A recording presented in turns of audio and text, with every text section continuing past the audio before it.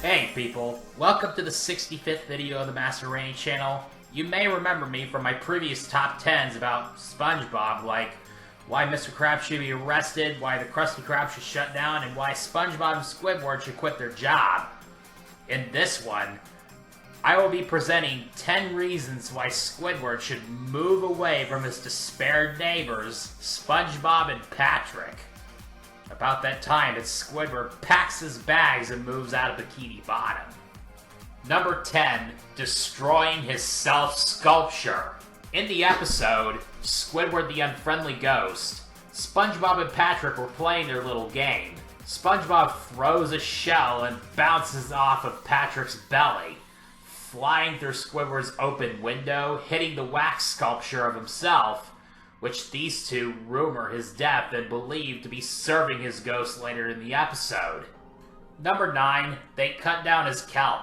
In Giant Squidward at the end of the episode, Squidward had a huge desire for that kelp garden of his, which the kelp is seen cut down by SpongeBob and Patrick, but it was all part of how the giant clarinet was made because of the next mention going to be...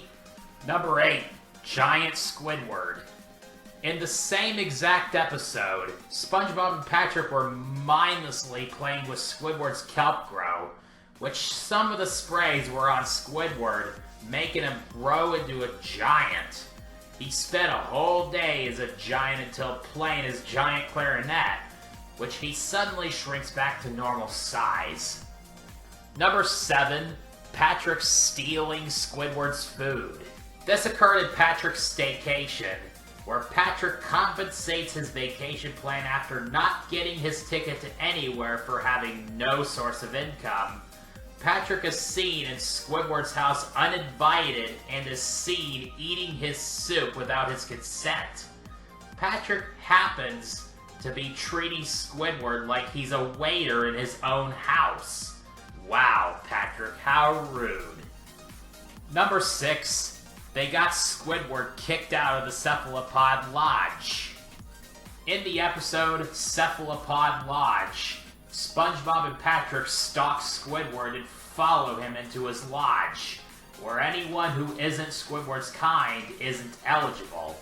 These two barge into the lodge, and then Squidward confronts them for getting into the lodge, and then this.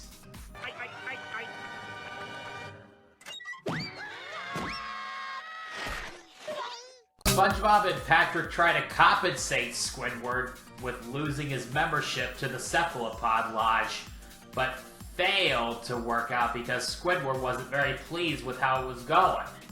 Number 5, noise pollutions. In various episodes, noises that were echoing from SpongeBob's pineapple house, such as his cries and his alarm clock. Also, the next mention supported by that house party in one episode.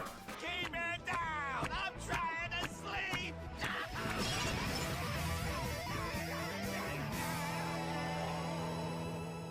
Number 4, they costed Squidward his own show.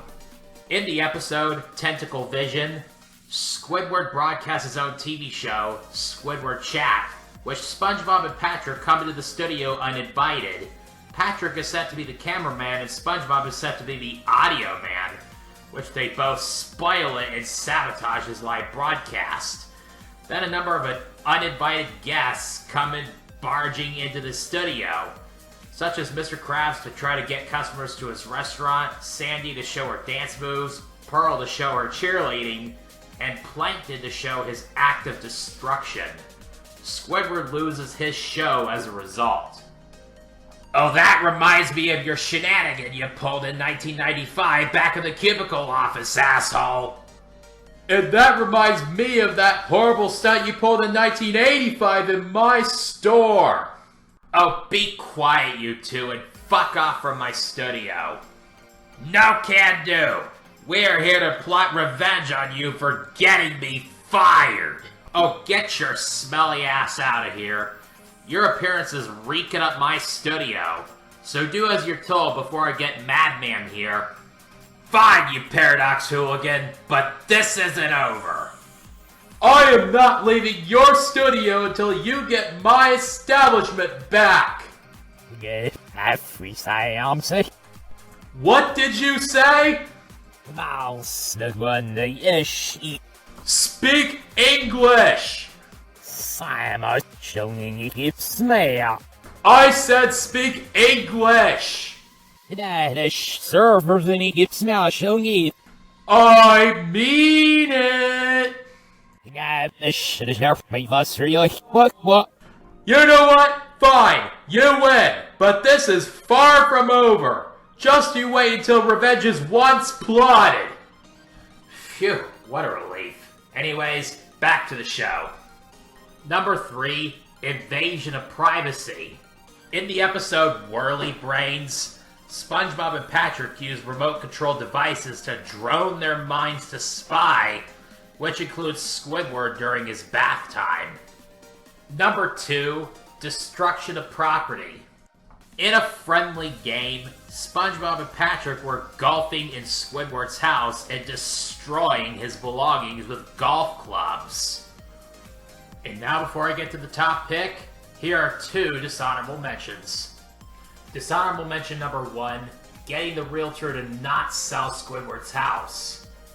In Opposite Day, SpongeBob and Patrick act like Squidward to celebrate Opposite Day, which was made up by Squidward, and then after the realtor sees the real Squidward, she perceives to have seen 3 Squidwards and calls herself Squidward, then leaves without selling the house, much to the dismay of the actual Squidward. No! Please sell my house! Never! Dishonorable mention number 2, community service every Sunday. In Good Neighbors at the End, Squidward's house is seen actively destroying Bikini Bottom, which SpongeBob and Patrick were in the house at the time. Squidward ends up getting a summons stating that he is now sentenced to community service every Sunday for the rest of his life. Then on behalf of the citizens of Bikini Bottom, I present you with this summons. To pay for the destruction of our town, you'll be doing community service every Sunday for the rest of your life. Number 1, destroying his house. This occurred in various episodes. Like in Squidville, SpongeBob and Patrick are seen destroying Squidward's house playing with leaf blowers. In a friendly game, SpongeBob and Patrick were destroying Squidward's house with golf clubs. Well, that's the last straw, says Squidward. It's about time that Squidward has had enough of his idiotic neighbors and for him to move far away from them. And now on to my next video. That would be 10 reasons why Milhouse should totally cut ties with Bart. I will be starting this video with